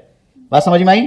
तो ऐसे बोल सकते हो कि एक वेक्टर दूसरे वेक्टर के साथ ऐड करो तो वेक्टर ही मिलेगा, क्या बोला मैंने, समझ में आया? एक वेक्टर दूसरे वेक्टर के साथ क्या करेंगे, ऐड करेंगे तो क्या बनेगा, वेक्टर ही मिलेगा। समझ में आई बात? थर्ड नंबर का इसी क्वेश्चन को मैं मॉडिफाई करता हूं इस तरह से, मान के चलो मैंने लिखा है 2p बार माइनस 3q बार, कैसे होगा?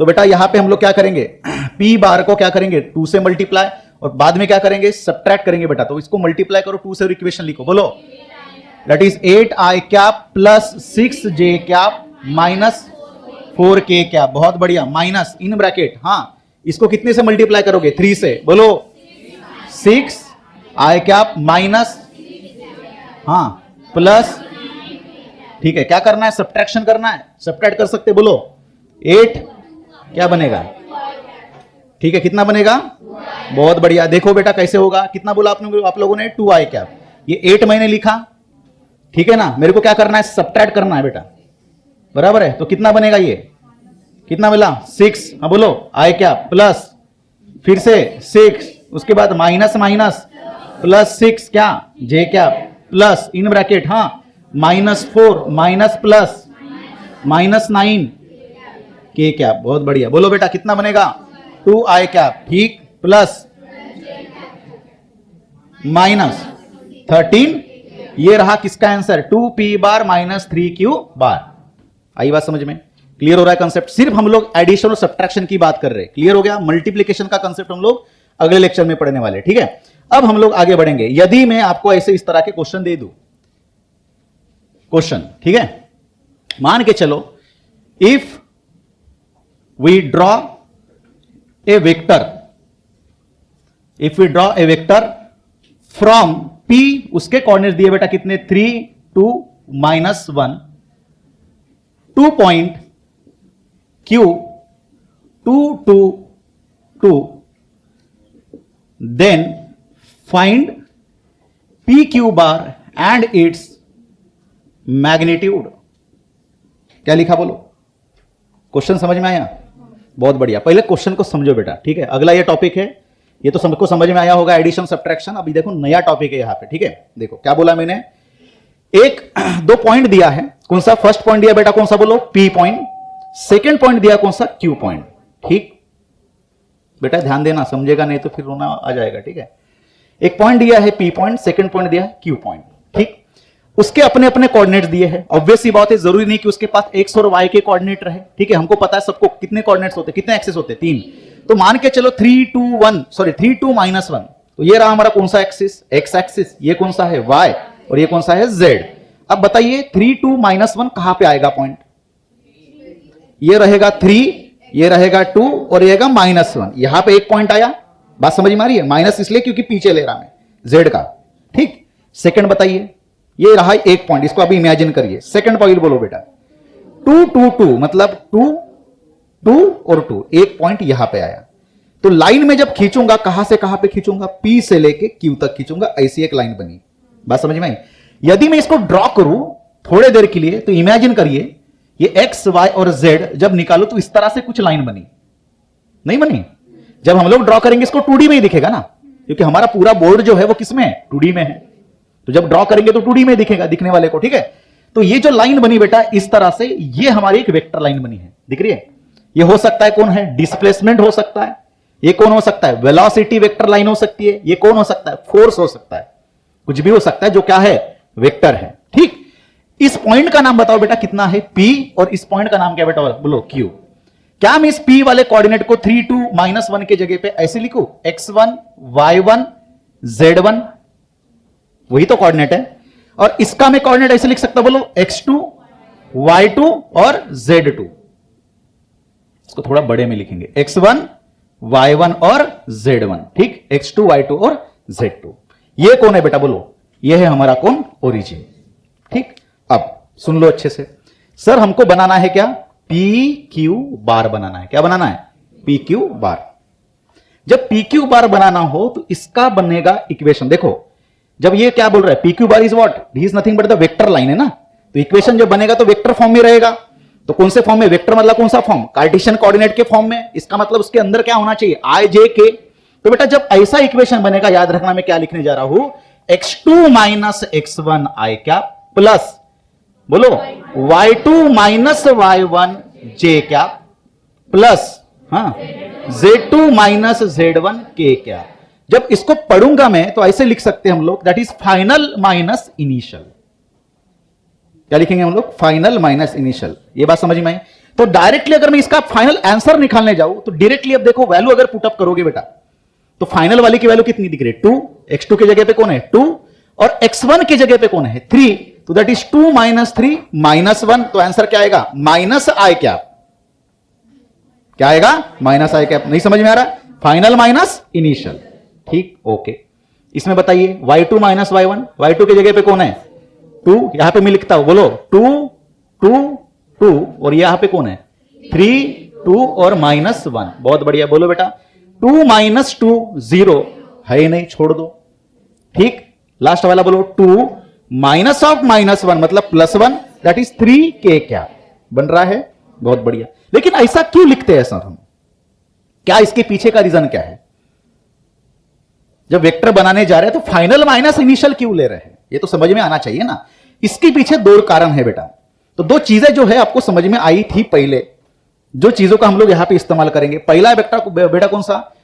Triangle law of vector addition. क्या बोला मैंने? बोलो triangle law of vector addition. और दूसरी चीज एक नॉर्मल वेक्टर एडिशन जो हम लोगों ने अभी किया।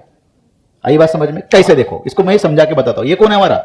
ओ बेटा, अगर मैं एक लाइन खींचता हूं इसके इधर और ऐसे मैंने लिखा तो ये क्या बना बेटा? बोलो ओपी बार। और एक लाइन में ऐसे खींचूंगा और यहां पे एरो दूंगा तो ये क्या बनेगा? बोलो ओ क्यू बार। ये ओपी बार ओ क्यू बार कुछ तो देखे जैसा लग रहा है सर। ये पूरा का पूरा सीन मैंने देखा है सर। सोचो, ये फर्स्ट लेक्चर में हम लोगों ने सीखा था कहां पे? Position vector. नहीं सीखा बेटा? सब लोगों ने नोट करके रखा है। फर्स्ट पेज पे आपने लिखा होगा, फर्स्ट या सेकंड पेज पे पोजीशन वेक्टर दिख रहा है सीन। अरे दिख रहा है ना? क्या सीखा हम लोगों ने? पूरे फंडामेंटल्स में स्टार्टिंग में सीखा था हम लोगों ने कौन सा?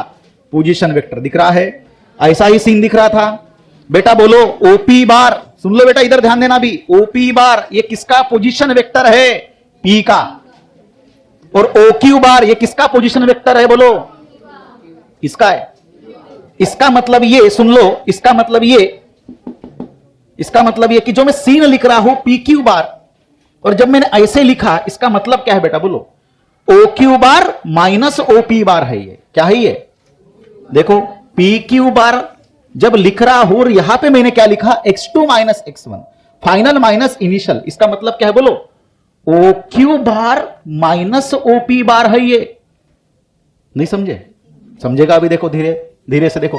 मान के चलो सबको पता है triangle law of vector addition. सुन लो बेटा मैं क्या बोलना चाहता हूं। एक वेक्टर मैंने ऐसे निकाला, एक वेक्टर मैंने ऐसे निकाला, दिख रहा है? इसका मैंने नाम दिया बेटा कौन सा? ए बार। और इसका नाम मैंने दिया बी बार। और इन दोनों इसका दोनों का रिजल्टेंट मैंने इस तरह से निकाला और इसका नाम मैंने दिया मान के चलो आर बार। तो बेसिकली क्या होता है? रिजल्टेंट कैसा होता है? बोलो यदि ये वेक्टर ऐसे होता तो हम लोग बोलते कि पार्टिकल कहां से गया? सर बी बार प्लस ए बार। मतलब ही क्या? ऐसे लिखते, या फिर ऐसे लिखते ना, ए बार प्लस बी बार, तो रिजल्टेंट ऐसे लिखते आर बार। लेकिन सीन कुछ अलग ही नजर आ रहा। देखो ट्रायंगल के ये जो दो आपके एडजेसेंट साइड दिख रहे हैं ना, ये टेकन इन ऑर्डर जो वर्ड लिखा था हम लोगों ने, in forward order. Forward order में दिख रहे क्या? नहीं दिख रहे। कैसे दिख रहे? फॉरवर्ड ऑर्डर का मीनिंग क्या होता है? इसका एरो किधर होना चाहिए था? नीचे। या ऐसा दिख रहा है क्या? नहीं। ठीक, तो अपन सोचेंगे सर लेकिन देखो एक ट्रायंगल अच्छा खासा बन रहा है जिसका नाम अपन बोल सकते। देखो पार्टिकल यहां से यहां पे गया, यहां से यहां पे आया, मतलब ही यहां से यहां पे गया। ऐसे तो यूज कर सकते ना ट्रायंगल ऑफ वेक्टर एडिशन? नहीं कर सकते। पीछे वाले बालकनी वाले बेटा ऐसे बैठे हो जैसे कि, ठीक है बोलने को लगा हूं, ठीक है ध्यान देना। इधर क्या बोला मैंने? पार्टिकल यहां से यहां पे गया, यहां से यहां पे गया, मतलब ही यहां से यहां पे गया। तो triangle law of vector addition that is TLVA, थलाइवा जिसको अपन नाम देते, बोलो थलाइवा यूज करेंगे। हाँ बोलो, लिखो A bar plus R bar equals to B bar. नहीं होगा, मेरे को क्या चाहिए? आर बार चाहिए। तो मैं आर बार लिखता हूं, R bar is equals to बोलो B bar minus A bar. नहीं लिख सकते। पूरे प्रोसेस में देखिए मैंने क्या किया, देखो सीक्वेंस देखो, यहां से यहां, यहां से यहां, मतलब ही यहां से यहां। ठीक, सबसे एंड में मैंने किसका नाम लिया? ए का लिया या बी का लिया? ए का लिया या बी का लिया? एंड में पूछ रहा मैं। ए से यहां, यहां से यहां, मतलब ही यहां से यहां बी का लिया। तो जब लिखते समय में क्या लिख रहा हूं, final vector minus initial vector. फिर से एक बार देखो, एक वेक्टर लाइन में यहां से खींच रहा है इसे, एक वेक्टर लाइन मैंने ऐसे खींची और इसको मैंने एरो ऐसे दिया। इसका नाम मैंने दिया बेटा पी बार, इसका मैंने नाम दिया क्यू बार। इसको चलो वेक्टर को लिखते हैं हम लोग आर बार। तो बताइए कैसे use, what is the are bar, it is the resultant. Resultant के लिए हम लोग इसको कलर अलग रखेंगे, ऐसे किए, ठीक है। हाँ, मुझे क्या निकालना है बेटा, बोलो, आर बार निकालना है। क्या निकालना है, तो आर बार कैसे निकलेगा, हाँ आप कहां से कहां चल रहे हो, बोलो ना। हाँ, यहां से यहां पे क्यू बार ऐसे चल रहे हो, नहीं ये चलोगे। हाँ बोलो, P bar plus R bar equals to Q bar, ऐसे होगा ट्रायंगल ऑफ वेक्टर एडिशन। ऐसे जाओगे, मतलब ही इसका ऐसे होगा। बहुत बढ़िया सर, मेरे को क्या चाहिए, आर चाहिए। R bar is equal to क्या लिखा हम लोगों ने, क्यू बार माइनस, अभी भी देखिए आपने वही वेक्टर पहले लिखा जो आपका फाइनल था। आप ऐसे यहां से यहां पे गए, यहां से यहां पे गए, मतलब ही यहां से यहां पे गए। तो फाइनल में किसका नाम लिया, क्यू, तो फाइनल माइनस। अब डायरेक्टली फटाक से बोलो, मैंने एक वेक्टर ऐसे निकाला, एक वेक्टर ऐसे निकाला, ठीक है, और एक लाइन मैंने ऐसे खींची, ठीक। इसका नाम मैंने दिया, मान के चलो ओ, इसका नाम मैंने दिया बेटा बोलो पी, इसका नाम मैंने दिया कौन सा, क्यू, ठीक। तो ये वेक्टर का नाम बताइए फटाक से, ओपी बार। इसका नाम क्या बनेगा, ओ क्यू बार। इसका नाम क्या बनेगा। अब मुझे बताइए कैसे लिखोगे, ट्रायंगल ऑफ वेक्टर एडिशन इस्तेमाल करिए। हाँ, ऐसे जाओगे, फिर यहां से यहां पे आओगे, मतलब ही यहां से यहां पे होगा, लेकिन रिजल्टेंट कौन है हमारा, पी क्यू बार। यही हमको चाहिए था ना। इसको अपन रेड वाले लाइन से खींच लेंगे बेटा, ये रहा रेड लाइन। तो बोलो फटाक से बोलो, ट्रायंगल ऑफ वेक्टर एडिशन इस्तेमाल करिए, OP bar plus P Q bar equals to O Q bar. बहुत बढ़िया, बराबर है। रिजल्टेंट कौन सा नाम उसका, पी क्यू बार है ना। पी क्यू को रखता हूं मैं यहां पे, P Q bar is equal to O Q bar minus ये इधर जाएगा ओपी बार। और यही चीज मैंने लिख के दी यहां पे, देख रही है, समझ में आ रही है। तो पूरे प्रोसेस में देखिए, what is the OP bar, it is a position vector for P. OP bar is what, position vector for P. और what is the meaning of O Q bar, position vector for Q, ठीक। देखो यहां पे भी वही scene चल रहा है, यहां से यहां पे गया, यहां से यहां पे आया, मतलब ही यहां से यहां पे आया। तो फाइनल नाम किसका लिया आप लोगों ने, ओ क्यू बार का लिए। तो resultant is what, P Q bar is final वाला माइनस इनिशियल वाला। तो मैं वही चीज बताना चाहता हूं कि जब हम लोगों ने ऐसा लिखा, तो आपके मन में पहले आना चाहिए कि सर डायरेक्टली ऐसा लिखने के पीछे का रीजन क्या है। तो रीजन ये है बेटा, आ रही बात समझ में, हर एक चीज, हर एक कंसेप्ट आपको फील होना चाहिए, समझ में आनी चाहिए। क्लियर हो गया कंसेप्ट, ओके। तो जब भी कभी आपको पोजीशन वेक्टर दिखे, तो कौन सा वाला पोजीशन वेक्टर पहले लोगे, फाइनल वाले का पोजीशन वेक्टर, बाद में साइन कौन सा दोगे, माइनस दोगे, फिर किसका वाला पोजीशन वेक्टर दोगे, इनिशियल वाले का। आई बात समझ में। अब देखो फटाक से, अब एक लेंगे क्वेश्चन। तो क्वेश्चन तो अपन ने पहले डिजाइन किया बेटा, कौन सा वाला बोलो, P32 - 1 2 2 2, बराबर है। तो फटाक से बोलो, ओ पी बार का मतलब होता है क्या, O Q bar minus O P bar. बहुत बढ़िया। ओ क्यू का मीनिंग क्या है, इसका मीनिंग ही ये है। तो x2 - x1 का मीनिंग क्या होता है बेटा, बोलो। हाँ, x2 की जगह पे कौन है, 2 - 3, सॉरी क्या हुआ बेटा, सॉरी पी क्यू बार। हाँ, ये चाहिए अपने को, बोलो फटाक से बोलो, O Q bar x2 - x1 final minus initial, that is 2 - 3, क्या लिखोगे, आए क्या। बहुत बढ़िया। उसके बाद प्लस, हाँ 2 माइनस, दैट इज 2 - 2, जे क्या, बहुत बढ़िया, plus 2 minus of -1, minus of -1 क्या बनेगा, के कैप। तो फटाफट बोलिए क्या बनेगा, माइनस आई कैप 0 जे कैप, लिखने की जरूरत है क्या। इसके बाद 2 माइनस ऑफ -1 इज +1, कितना बनेगा, +3 के कैप। ये रहा आपका पी क्यू बार का वेक्टर लाइन। आ रही बात समझ में, बहुत बढ़िया है। क्लियर हो गया कंसेप्ट, कोई बताने की जरूरत है नहीं। चलो बेटा, अब इसका क्या पूछा है मैंने, क्या निकालो, इट्स मैग्नीट्यूड। क्या निकालना है बेटा, मैग्नीट्यूड निकालने का कंसेप्ट मैंने बोला था कि यदि आपके पास आर एक्स बार की value R x i cap plus are y j cap plus are z k cap हो, तो मॉड ऑफ आर मतलब क्या है, मैग्नीट्यूड। मैग्नीट्यूड कैसे निकाला जाता है, under root of are x square plus are y square plus are z square, नहीं होगा। तो फटाफट बोलिए बेटा, इसका मैग्नीट्यूड मतलब कितना, mod of P Q bar is under root of, बोलो फटाफट बोलिए क्या दिख रहा है, इक्वेशन कौन है, ये वाला इक्वेशन है बेटा आपके तरफ, कौन है, -1 स्क्वेयर प्लस 3 स्क्वेयर, और कुछ है क्या, कुछ नहीं है, तो कितना बनेगा, अंडर रूट ऑफ, हाँ 1 प्लस 9 कितना बना, अंडर रूट ऑफ 10। आई बात समझ में। यदि मैंने क्वेश्चन में ऐसे लिखा एंड इट्स मैग्नीट्यूड, और लिखा एंड इट्स यूनिट वेक्टर, अरे बाप रे, हर एक चीज समझ में आनी चाहिए। अगर ये नहीं समझे तो आने वाले जो चैप्टर है उसमें आप प्रॉब्लम आपको क्रिएट मतलब फेस करना पड़ेगा। क्लियर है, देखो लो क्या करना है, यूनिट वेक्टर निकालना बेटा। कैसे रहेगा यूनिट वेक्टर, क्या होता है यूनिट वेक्टर, बोलो। मैंने लिख के दिया था एक चीज, P bar is equal to what, P into u cap. What is the P, इसका मैग्नीट्यूड, जिसको मैं ऐसे भी लिख सकता हूं मॉड ऑफ पी बार, और साइड में उसको क्या किए, वेक्टर को क्या किया, अलग से लिखे। अरे बराबर है ना। जैसे मान के चलो अपन बर्गर खाने गए, ठीक है, सिंपल सा बर्गर, सिंपल से बर्गर में क्या होता है, ककड़ी होती है, प्याज होता है, बराबर है, टमाटर होता है, बहुत बढ़िया, चीज बीज होता है, ठीक है, और आलू की टिक्की होती है। मान के चलो मैंने क्या किया, सुनो, अब मुझे बताइए जो बर्गर खाना, ये तो मुझे बताइए बैलेंस डाइट है क्या, ठीक है ना, फिर क्या बोलते हैं बहुत हेवी है, इससे अपना वेट बढ़ सकता है वगैरह वगैरह। अब थोड़ी देर के लिए सोचिए, मैंने बर्गर को क्या किया, एक पाव साइड में रखा, जो क्या देता है आपको, कार्ब्स देता है, क्या देता है, और बिना कार्बोहाइड्रेट का, बिना कार्बोहाइड्रेट को आपको एनर्जी मिलेगी क्या, नहीं मिलेगी। और आपने क्या किया, टमाटर को, प्याज को, ककड़ी को साइड में रखा, वो क्या बना, सैलेड बना।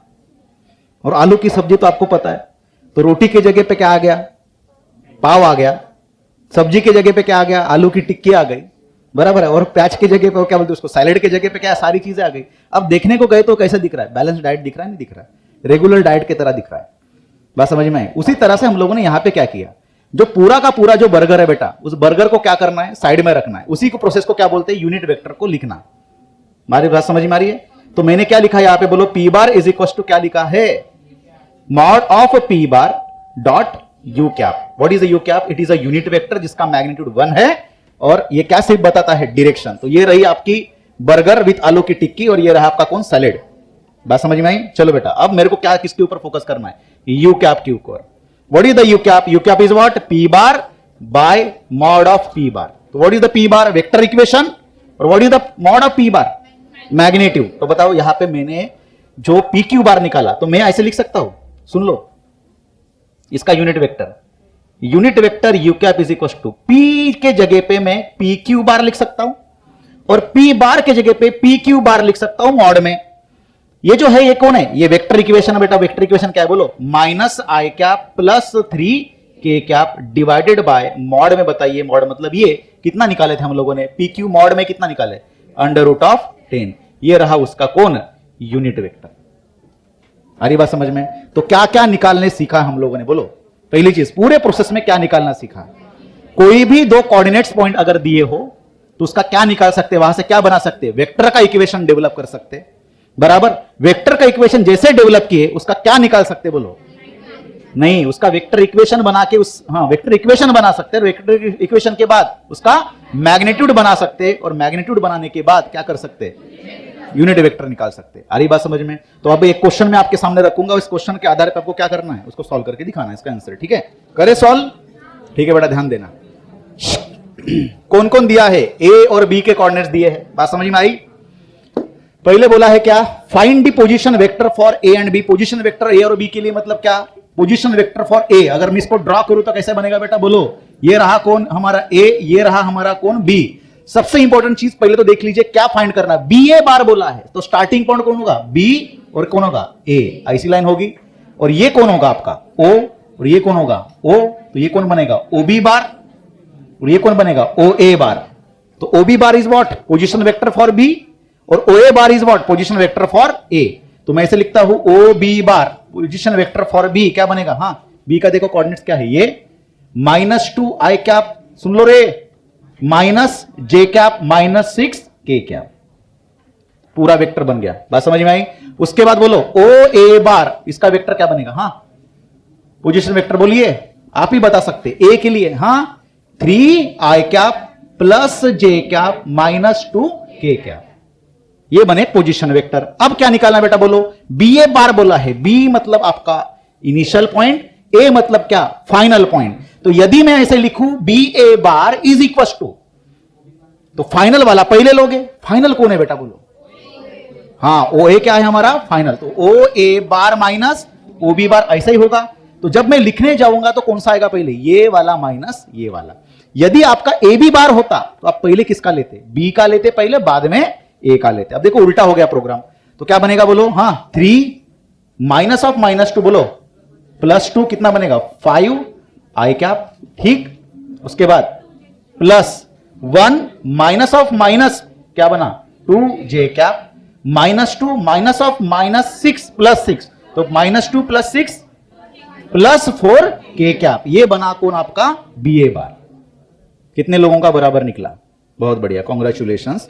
अब क्या करना है इसका बोलो, बी ए बार, इसका क्या निकालेंगे, मैग्नीट्यूड कैसे निकलता है, मैग्नीट्यूड बोलो 5 square plus 2 square plus 4 square, बहुत बढ़िया। Mod of B A bar is equal to क्या बनेगा बोलो, हाँ 25 प्लस 4 प्लस 16 क्या बनेगा, that is under root of 45, बहुत बढ़िया। आई बात समझ में। आगे इसका यूनिट वेक्टर अगर निकालना हो तो यूनिट वेक्टर कैसे निकाला जाता है बेटा बोलो, U cap is equal to बोलो पूरा, हाँ B A bar by mod of B A, ये होगा। तो बी ए बार इक्वेशन बोलो, इक्वेशन क्या बनेगा 5i cap plus 2 J cap plus 4k cap divided by इसका मैग्नीट्यूड अंडर रूट ऑफ 45। तो final minus initial, final minus initial करते चलिए। आ रही क्या बात समझ में, क्लियर हो गया कंसेप्ट। आगे देखिए क्या दिया है बेटा, if we have O X bar 3i cap plus 2j cap plus 3k cap और O A bar O Y bar is equal to 6i cap plus 2j cap minus k cap. तो ये ओ दिख रहा है यहां पे भी ओ दिख रहा है, मतलब ये क्या है पोजीशन वेक्टर फॉर x, और ये क्या है position vector for y। Already equation के फॉर्म में दिया है और आपको बोला है क्या निकालो एक्स वाई बार, तो डायरेक्टली बताइए X Y bar is equal to पहले किसके कोऑर्डिनेट्स लिखोगे, किसके लिखोगे y के और बाद में x के। तो बेटा फटाफट देखो y वाले ये और x वाले ये, तो डायरेक्ट बताइए 6 माइनस 3 आई कैप देखो प्लस, हाँ 2 माइनस 2 जे कैप, बहुत बढ़िया, प्लस ये -1 ये -3 के कैप, तो क्या बनेगा 3i कैप प्लस 0, ठीक है, -4 के कैप। तो ये बना एक्स वाई बार। आई बात समझ में, क्लियर हो रहा है कंसेप्ट, बहुत बढ़िया। आगे बढ़े, इसके ऊपर कुछ क्वेश्चंस दो, लिख सकते, सॉल्व कर सकते हैं, ठीक है। चलो, the two vectors are given by a is equal to 3i cap plus 2j cap plus 3k cap and b is equal to 3i cap plus 5j cap minus 2k cap. तो आपको पूछा गया है क्या निकालना है बोलो, find the third vector that is c निकालनी है if a plus 3b minus c equal to 0। तो यहां पे कौन सा कंसेप्ट आएगा बोलो, अभी तो हम लोगों ने 3 कंसेप्ट सीखे, रिजोल्यूशन का कंसेप्ट, उसके बाद एडिशन सब्ट्रैक्शन का कंसेप्ट, और तीसरा कौन सा पोजीशन वेक्टर से हम लोग क्या बनाएंगे, वेक्टर का इक्वेशन बनाएंगे। ये क्या दिख रहा है बेटा बोलो, ये बन रहा है addition as well as subtraction. तो तीनों भी वेक्टर का कुछ एडिशन और यहां पे कुछ सब्ट्रैक्शन करने से फाइनल रिजल्ट कितना मिल रहा है 0। तो यहां पे फटाफट a की वैल्यू पुट करिए, बोलो कितना बनेगा 3i cap plus j cap plus 3k cap, बहुत बढ़िया। फिर उसके बाद क्या दिख रहा है, प्लस 3 से मल्टीप्लाई करो b वाली इक्वेशन को बताइए, that is 9i cap plus कितना बनेगा 15 j cap minus 6k cap, उसके बाद माइनस c इक्वल्स टू 0। आई बात समझ में, बहुत बढ़िया। अब बताइए मेरे को क्या निकालना है, c निकालना है, तो माइनस c उधर जाएगा, क्या बना प्लस c इक्वल्स टू, अब क्या बचा है, सिर्फ इतना टर्म बचा है ना।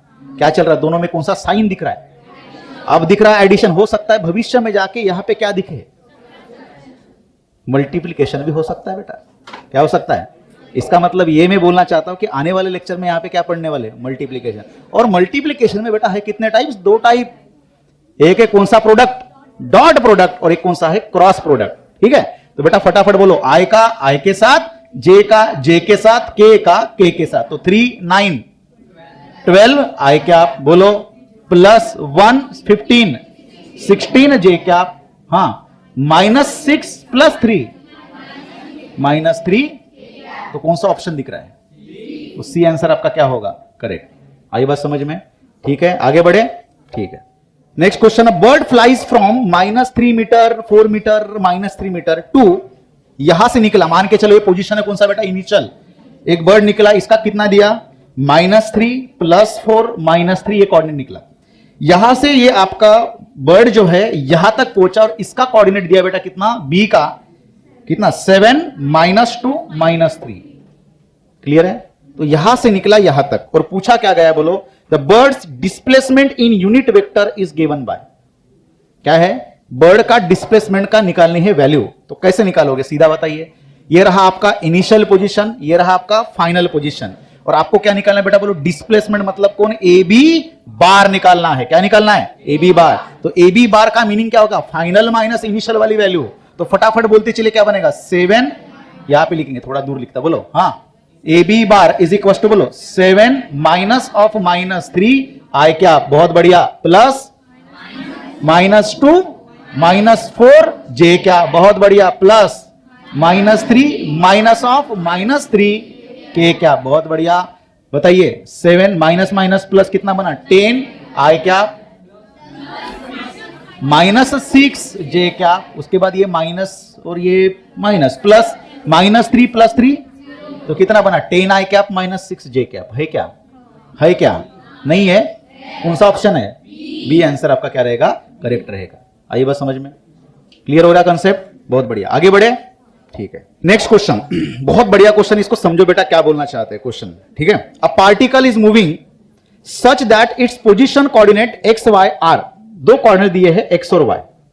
पहला देखो, पार्टिकल जो निकला है, ये पार्टिकल कहीं यहां से निकला है, इसको अपन मान के चलेंगे ए। इसके कोऑर्डिनेट कितने दिए बेटा, बोलो 2 और 3, कितने टाइम पे, 0 टाइम पे, टाइम कितना है, 0। ये पार्टिकल निकला और जाते जाते कहीं पे यहां पे पहुंचा, तो इसके कोऑर्डिनेट दिए, इसके बी वाले पोजीशन के कितने कोऑर्डिनेट है, बी नहीं बोलेंगे, इसको मान के चलो पी बोलेंगे, पी के कितने, बोलो 6 और 7, ये एक्स और वाई के प्लेन में चल रहा है, ठीक है, ऑब्जेक्ट, ठीक। तब टाइम कितना था, t is equal to 2 second हुए, ठीक है। और बाद में ये पार्टिकल कहीं यहां पे पहुंचा होगा, तब इसका ये बी पोजीशन दिया है बेटा कितना, बोलो कितना है, 13, और कोऑर्डिनेट दिया है कितना, 14, बहुत बढ़िया। तब टाइम कितना हुआ, बोलो t इज इक्वल टू 5। तो टोटल टाइम इसको कितना लगा, 0 से स्टार्ट किया, 2 सेकंड पे यहां पे पहुंचा, 5 सेकंड पे यहां पे पहुंचा, तो पार्टिकल का टोटल कितना टाइम लगा है, 5 सेकंड।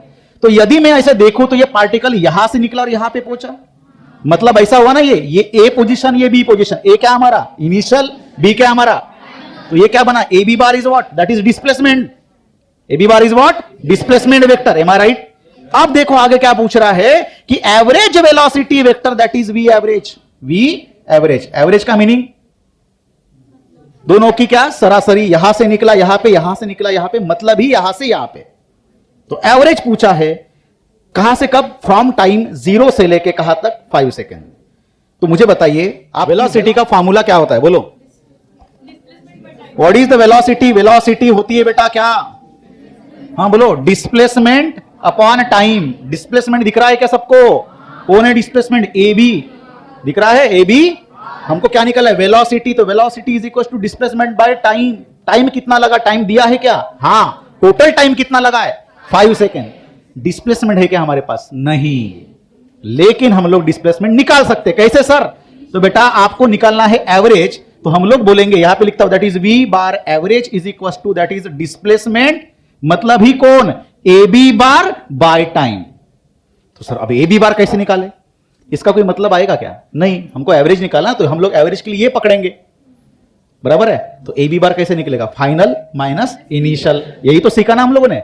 फाइनल वाला बोलो एक्स का एक्स के साथ, तो 13 - 2 क्या बनेगा, डायरेक्ट लिखो चलेगा, 12 आई कैप, बहुत बढ़िया, सॉरी 11 आई कैप, बहुत बढ़िया। उसके बाद प्लस 14 - 3 11, टोटल टाइम कितना लग रहा है, that is T final minus T initial, मतलब कितना, 5 - 0 कितना बना, 5 बना। बात समझ में आ रही है, कॉमन क्या निकलेगा इसमें से, 11, ब्रैकेट में क्या लिखेंगे, आई क्या प्लस, और नीचे क्या लिखा हम लोगों ने, ऐसे भी लिख सकते हैं ना। ये है क्या ऑप्शन आपके पास, कौन सा ऑप्शन दिख रहा है, बी आंसर आपका क्या रहेगा, करेक्ट रहेगा। क्या समझ में आया, the initial and final position vectors for particles are respectively. अब जिनको समझ में नहीं आया था इसे भी समझ सकते, बोलो क्या दिया है, इनिशियल और फाइनल पोजीशन रिस्पेक्टिवली, मतलब पहले जो दिया है कोऑर्डिनेट्स वो कौन सा है, इनिशियल वाले का कोऑर्डिनेट्स कितना दिया है बोलो बेटा, -3 i cap +2 j cap +8 k cap, side में लिखा है m क्या है उसका, मीटर, जो भी है, ठीक है। और फाइनल में दिया है बेटा कौन सा बोलो, 9 i cap +2 j cap -8 k cap. अच्छे से देखो तो ये आपके दो इक्वेशंस बने, ये बना कौन सा मान के चलो, ओ A bar position vector for ए बोल सकते, और ये कौन है हमारा ओ बी बार, तो वेक्टर लाइन कौन सी बनी, ए बी बार, क्या बनी, तो ए बी बार है तो हम लोग किससे कौन माइनस करेंगे, बी से ए पे माइनस करेंगे, बराबर। क्या निकालना है, डिस्प्लेसमेंट ऑफ पार्टिकल, मतलब ए बी बार निकालना है, तो फाइनल माइनस इनिशियल, 9 - 3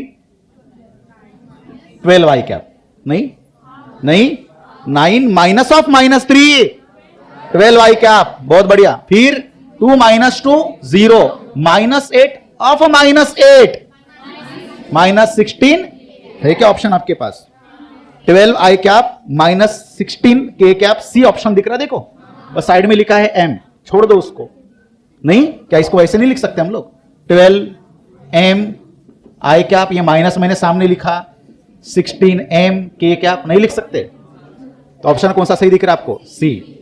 क्लियर हो गया। तो इस तरह के क्वेश्चन जो है ये सारे बेसिक लेवल के क्वेश्चंस है, ठीक, और इस तरह के क्वेश्चन नीट और जेडब्ल्यू में नहीं पूछे जाते हैं, ठीक है, इस तरह के बेसिक क्वेश्चंस एंट्रेंस में नहीं पूछे जाते हैं। सारे जो क्वेश्चंस है ये क्या है, फंडामेंटल्स क्वेश्चंस है जो आपको समझने के लिए हम लोगों ने लिए हैं, ठीक है।